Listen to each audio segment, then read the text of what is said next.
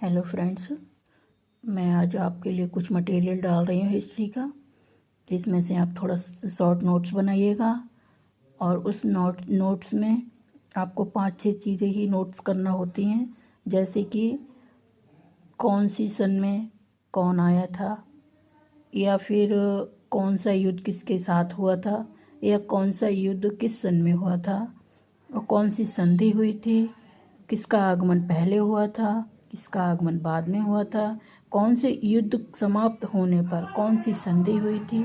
इन इन बातों को लिखना है आपको एक शॉर्ट नोट्स में, और उसको 5 से 6 बार रिवाइज करना है। और आप पढ़िएगा, आपको ज़रूर लाभ मिलेगा। अगर आप यूपीपीसीएस या यूपीएससी या एसएससी या एसएससी जीडी या जो भी कोई एग्ज़ाम या वनडे एग्ज़ाम की तैयारी कर रहे हो, उसमें आपके लिए थोड़ा इसमें लाभ मिलेगा। अगर कोई गलती हो तो क्षमा करना। आप मैं पढ़ती हूँ, इसको आप थोड़ा सुनिएगा ध्यान से थोड़ी देर के लिए। भारत में व्यापार करने के उद्देश्य से 17वीं शताब्दी में ब्रिटिश ईस्ट इंडिया कंपनी के प्रवेश किया। कंपनी को भारतीय व्यापार पर एकाधिकार स्थापित करने के लिए अन्य यूरोपीय कंपनियों और भारतीय राज्यों बंगाल, मैसूर, मराठा, सिंध, पंजाब तथा अवध के विरोध का सामना करना पड़ा, किंतु भारतीय राज्यों के आपसी मतभेद और षड्यंत्रों ने ब्रिटिश ईस्ट इंडिया कंपनी को उसके ऊपर अपना वर्चस्व स्थापित करने में महत्वपूर्ण योगदान एवं अवसर प्रदान किया। आप देखिएगा, जब हमारे भारत में यूरोपीय कंपनियों का आगमन हो रहा था तो हमारे भारत में फूट पड़ी हुई थी। वो लोग आपस में इतना लड़ रहे थे कि कोई भी उसका फ़ायदा उठा सकता था, तो विदेशियों ने उठा लिया।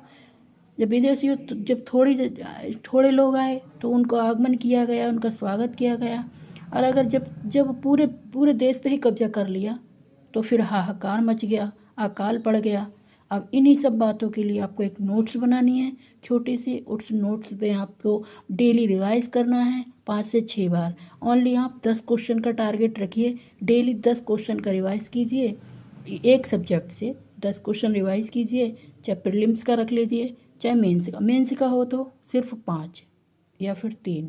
अगर प्रीलिम्स का है तो आप 10 क्वेश्चन डेली एक सब्जेक्ट से। ये नहीं कि सिर्फ आप पूरे दिन में ओनली एक हिस्ट्री का ही 10 क्वेश्चन तैयार करोगे प्रीलिम्स का, तब तो बिल्कुल बहुत हो नहीं पाएगा, काफ़ी टाइम हो जाएगा ना उसमें। तो इसलिए आपको पढ़ना है, उसको बार बार रिवाइज करना है।